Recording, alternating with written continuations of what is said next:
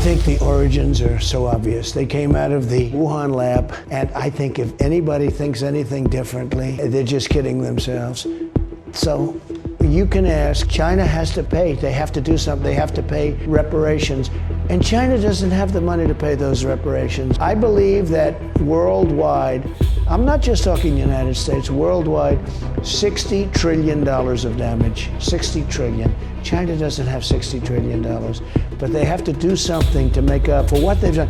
What they've done to the world is so horrible. China lied and people died. It seems more and more people are agreeing now that the COVID-19 virus came from a lab. It was in fact biological warfare that CCP unleashed on the rest of the world, and then they tried to cover it up. But now it seems that the day of reckoning has come for China. After a bombshell lawsuit, US is moving forward with seizing Chinese-owned land here in the United States. And it's all happening all because of Missouri. Here's more details. Attorney General Andrew Bailey won a lawsuit against China claiming they hoarded PPE during the pandemic, and China was ordered to pay $24.5 billion. Chinese officials said they don't recognize the ruling and called the lawsuit absurd when it was filed back in 2020. Now Bailey says he's preparing to seize Chinese assets in the state to get the money, and the assets include that farmland we've talked about a lot here on American Sunrise. Now, last time we made a video about CCP and COVID. The video was covering the bipartisan congressional report that was detailing how COVID was not a natural virus. It was in fact lab grown. This was at the end of 2022. But our video was mass reported by CCP bots, and because of that, it was demonetized and restricted, and we were forced to take it down. Now, I'm sure the CCP bots will try something similar on this video. So if you guys can do us a big favor and hit that like and subscribe button down below, it helps us out tremendously in counteracting the CCP bots. Now let's talk about this Missouri lawsuit, because we learned a lot of things, and I'm sure you guys have a lot of questions based on the clip you just watched. Now first, let's go over the lawsuit, and then we'll talk about the Chinese farmlands. So this lawsuit was filed in Missouri, and it was in fact filed back in 2020 when COVID first started. And the lawsuit basically alleged that the Chinese government was withholding information about the existence and the spread of the COVID virus, and then they cut off the supply of personal protective equipment from the rest of the world. Back in 2020, alleging something like this was basically a no-go, especially on platforms like Twitter, YouTube, and even Instagram. In fact, I know people who lost their livelihood for saying that CCP started COVID. Insane. But now, 5 years later, this lawsuit is concluded, and we have evidence of China doing all these things. So let's go through what was presented in this lawsuit. The Chinese Communist Party got hit with a massive $24 billion judgment in Missouri for COVID cover-up and PPE hoarding. This was in fact the biggest judgment in Missouri history, 6 times larger than the previous biggest judgment. So why was the CCP hit with such a big amount? Because they deliberately hoarded medical supplies while lying to the world about COVID-19. CCP knew about COVID's human transmission back in September 2029. And might I remind you guys that first official case of COVID was confirmed in December 2019. That's why we call it COVID-19. But now we know that CCP knew about this months before the first case was confirmed. And the reason CCP knew about this is because there were whistleblowers in China that were sounding alarms about this dangerous virus. So what did CCP actually do with these whistleblowers? Well, they silenced them, they quarantined all the medical staff in secret, and denied everything until it was too late for the world to prepare. But all this time, CCP was preparing because they knew how bad this was. Here's the kicker. While they were lying, they were busy buying up all the world's medical supplies. Australia, Canada, US, they cleaned us out before we knew what hit us. The numbers are staggering. $8 billion in PPE losses for Missouri alone.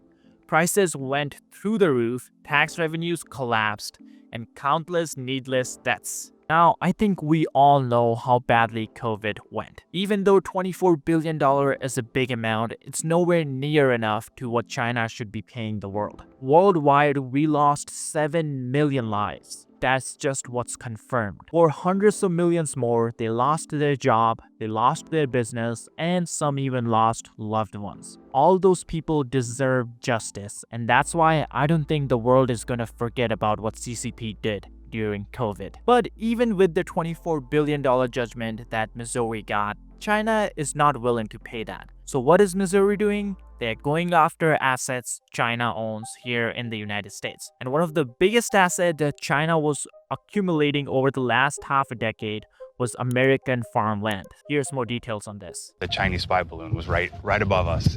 That woke a lot of people up. And it's not just worries about America's vulnerability from the air. Now, one of Montana's senators is pushing to keep the Chinese government from buying land nationwide. China is not our friend right now, and the Chinese Communist Party wants to do bad things.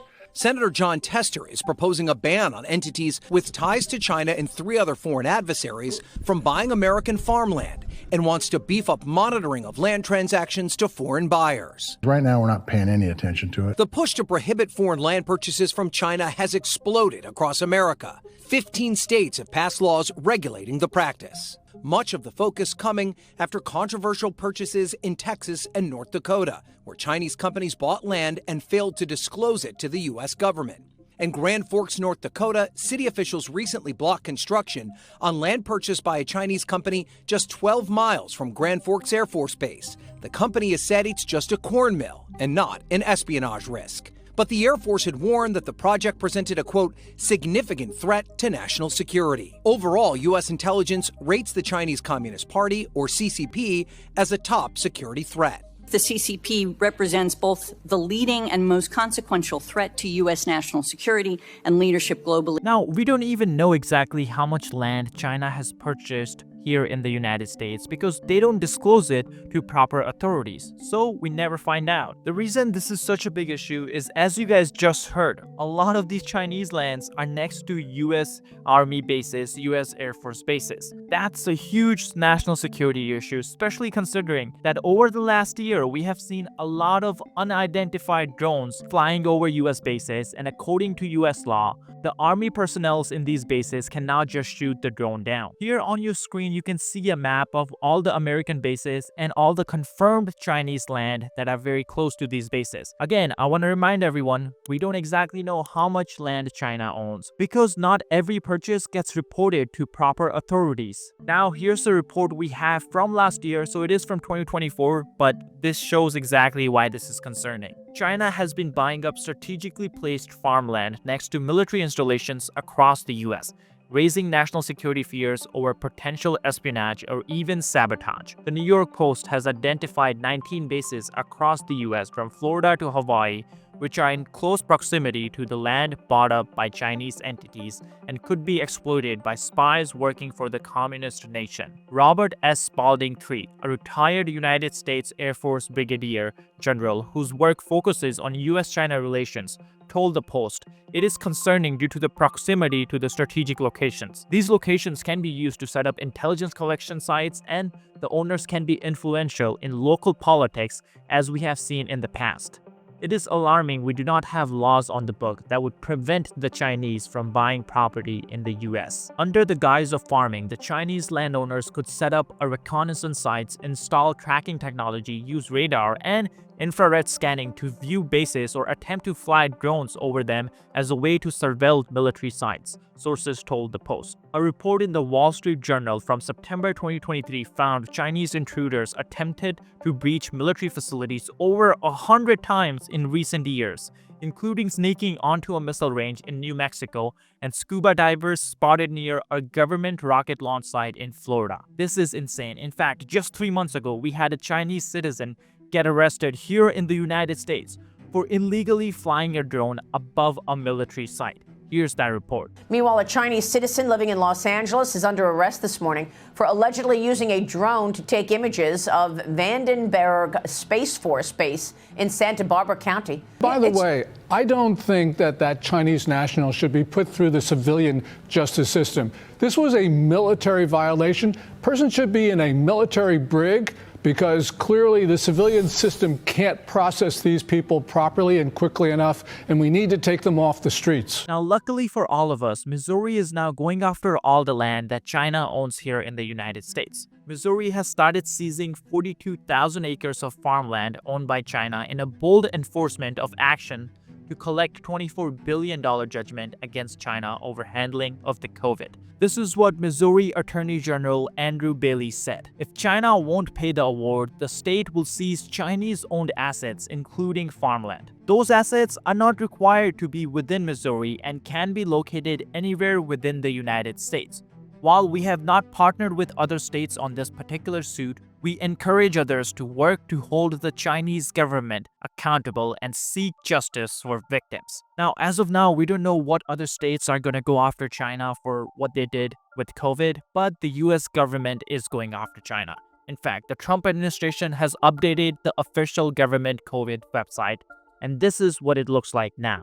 This is covid.gov. This is what you see if you go to the site now. This was recently updated, and now it shows 5 pointers as to why COVID originated in a lab. Point number 1. The virus possesses a biological characteristic that is not found in nature. Point number 2. Data shows that all COVID-19 cases stem from a single introduction into human. This runs contrary to previous pandemics where there were multiple spillover events. Point number 3. Wuhan is home to China's foremost SARS research lab, which has history of conducting gain-of-function research, gene altering and organism supercharging at inadequate biosafety levels. Point number 4. Wuhan Institute of Virology, WIV. Researchers were sick with COVID-like symptoms in the fall of 2019. Now we just covered this. This was September 2019. This was months before COVID-19 was discovered at the wet market. Point number 5. By nearly all measures of science, if there was evidence of natural origin, it would have already surfaced. But it hasn't. By process of elimination, it has to be a lab origin virus. Now, China knew all this and it was trying to hide it. You know how I know this? Because every time any country called for an investigation into how COVID was originated, they would go after that country. They would attack that country like it has declared war on China. Why was China so combative about an investigation into COVID origins? Because it had something to hide. And now the whole world knows what China was hiding. As someone who has been following CCP's actions for almost half a decade now, it's just laughable to me that CCP is complaining about US tariffs. Because guess what CCP did when Australia called for investigation into coronavirus's origins? I'll give you guys one guess. Well, China retaliated by placing tariffs on Australian exports into the Chinese markets. Why would China do this? Clearly, it was not happy with what Australia was calling for, and that's because CCP had something to hide. Now, this was something we were covering almost 2 years ago, and CCP bots mass reported our video. And we weren't even just floating a theory. We were talking about a US congressional report that came from a bipartisan committee in the Senate. And even then, YouTube did not let us keep the video up. It was demonetized and restricted. But here again, I have a segment from that video, and hopefully this time we don't get demonetized and restricted. Before I play this clip, I have a quick favor again. Please be sure to hit that like and subscribe button down below if you haven't already, and here's the clip. The US Senate Intelligence Committee just released a report detailing that COVID-19 virus was most likely created in Wuhan lab, and then a modified dangerous strain leaked out and infected the rest of the world, giving us this. Shortage of beds and equipment. And more than 500,000 people worldwide, more than 11 million people, have lost their lives. Estimating that 15 million deaths globally. You should not go out and you should stay at home. World Health Organization has officially called it COVID-19. What was considered a conspiracy theory is beginning to come up as the likely root cause, with scientists all over the world supporting it as fact. Worst part of this all, the leading expert who said that lab leak theory was a hoax, this guy, he is being paid by the CCP. His organization actually gets millions of dollars from CCP to perform research at the Wuhan lab, the same lab that probably leaked COVID-19. So no wonder the CCP doesn't want people investigating the lab leak theory. The biggest question here regarding the virus, where did it come from? Wuhan Virology Institute. The coronavirus pandemic is believed to have started. The virus leaked out of a laboratory. Highly secured and highly controversial lab. You think it's possible this virus was engineered within that lab and leaked? You see, based on precedent and genomics, COVID-19 has been believed to have crossed over the species barrier from an intermediate host to humans, with the general belief being that there was a bat-to-human spillover.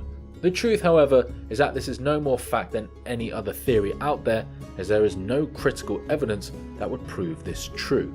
The facts about the pandemic being caused by a natural zoonotic spillover are simply missing. Hold on. Before you riot in the comment section, let me explain the gaps that lie in the theory as reflected through the Senate's research. Firstly, the intermediate host species for the coronavirus, if one exists, remains unidentified. A quick look on the website of the National Center of Biotechnology Information shows you this. Yes, the intermediate host isn't pangolins, as mainstream news has reported. That host species is still quite unknown after 3 long years. By comparison, within 6 months of the first known human case of SARS, public health officials in China found SARS infections in palm civets and raccoon dogs in live animal markets in Guangdong province. Fishy, isn't it? Secondly, unlike SARS, the genomes of early COVID-19 cases from the first months of the pandemic do not show genetic evidence of the coronavirus strain having circulated in another animal species other than humans. Even at the ground zero sites in the Wuhan wet market where the animals reportedly infected humans, none of the animals tested were infected with the SARS-CoV strain, according to presentations by PRC officials to the World Health Organization. Thirdly, the SARS-CoV strain's high binding affinity for human receptors suggests that it is possible for it to directly infect humans without needing a period of adaptation in an intermediate host whatsoever. This limits the chances of their having had the natural zoonotic spillover. Also, while direct bat-to-human spillover of coronavirus has never been confirmed to cause a human outbreak, it is theoretically possible, and there is circumstantial evidence suggesting it may occur under limited specific circumstances. But in a practical setting, the chances are extremely low. Even lower are the chances that the outbreak would start in central China and not southern China where the bats reside. More on that later. Lastly, based on the available evidence, Wuhan is the only location where the SARS-CoV strain spilled over into humans. What then makes it odd is that just after the unidentified source transmitted the virus to humans, it stopped transmitting the virus. This is at odds with the precedent of the 2002-2004 SARS epidemic, where infected palm civets continued to transmit the virus to humans and to raccoon dogs. Because if we're being frank, why did the transmission stop? Why was it a one and done type of situation? If the COVID-19 pandemic is the result of a zoonotic spillover from an intermediate host of the SARS-CoV strain, the virus would be expected to continue to circulate in the infected intermediate host population, creating the potential for additional independent spillovers into humans and other animals as well. Assessing these factors and the available evidence put forward for the spillover theory, I'm sure you can clearly see the inconsistencies with both historic precedent and the scientific understanding of how natural zoonotic spillovers of respiratory viruses like SARS-CoV-2 occur. This pokes holes into the bats to humans Wuhan wet market theory that the mass media has run with. From a logical perspective, although we don't dismiss the theory entirely, in the absence of missing conclusive evidence, it's difficult to support the natural zoonotic origin hypothesis. A lab leak theory suggests that COVID-19 was due to human error that leaked the virus from a lab and unleashed it onto the world. Let me give a background for this so that you can understand why this theory has gained so much traction, especially recently. In the aftermath of the 2002-2004 SARS epidemic, Chinese authorities emphasized research on potential pandemic pathogens, including SARS-related coronaviruses, to develop vaccines and other medical countermeasures with the goal of attempting to predict and prevent the next coronavirus pandemic. They built a facility and turned Wuhan into a global hub of coronavirus research. The Wuhan Institute of Virology is China's premier coronavirus research institute, matched by only a handful of places worldwide. WIV researchers and their collaborators undertook large-scale virus collection expeditions to southern China and Southeast Asia, where bats naturally harbour SARS-related viruses, on an annual basis from 2004 onwards. During these expeditions, scientists collected bat blood, saliva and urine samples, allowing them to have hundreds of samples of variations of coronaviruses. It's here where the problem starts. The lab leak hypothesis points the finger at the Wuhan Institute of Virology, which, by the way, is close to the Huanan seafood market where the first major cluster of infections occurred. The institute has a long history of collecting and analysing bat coronaviruses. The generally popularised leak scenario usually goes something like this. It involves researchers tinkering around with the virus to investigate its properties, perhaps in gain-of-function experiments in which pathogens are modified to be more harmful in a bid to understand them better. This modified virus then somehow slipped through the lab's biosafety net, which has been criticised several times by many for being full of holes. From there, the world is infected and we have coronavirus as we know it. The lab leak theory is now so serious that the World Health Organization and US intelligence are both taking the hypothesis seriously. Just coming from a logistical perspective, what are the odds that a deadly virus breaks out in a city where there is a giant lab known to specialize in housing variants of the said pandemic virus? To add to that, there is a significant absence of evidence pointing to the virus having been transmitted by animals at all, meaning it likely passed from humans to humans the whole time. Add to that the fact that the blamed Wuhan wet markets were animal COVID free, as the animals there did not carry the alleged strain of the virus. Lastly, add again the fact that Chinese authorities have been adamant in refusing access to the lab for international parties or observers in pursuit of truth. In fact, anyone who has voiced out the lab leak theory, individual or nation alike, gains the wrath of the communist nation. Just ask Australia, who got sanctioned by China for it, if you don't believe me. The question becomes, is this all a coincidence? What has China got to hide? It all starts to seem less like a conspiracy and more like fact. For those who will point out that bats carry various coronaviruses and that they could have started it by transmitting it to humans, I pose this question to you. The bats that carry various coronaviruses are based in southern China. Absent human intervention, how then did this virus travel 1,000 miles only to emerge in Wuhan, which is in central China, without having infected the other regions in the process? Had the pandemic started in southern China, the zoonotic spillover theory would have credibility, but because it started in central China in Wuhan, we raise questions. Even Sir Jeremy Farrar, director of the Wellcome Trust, Europe's biggest philanthropic research funding body, notes in his best-selling book Spike, it was odd for a spillover event from animals to humans to take off in people so immediately and spectacularly in a city with a biolab, which is home to an almost unrivaled collection of bat viruses, especially with a new virus that seemed almost designed to infect human cells. If this were a coincidence, he adds, it would be a huge one.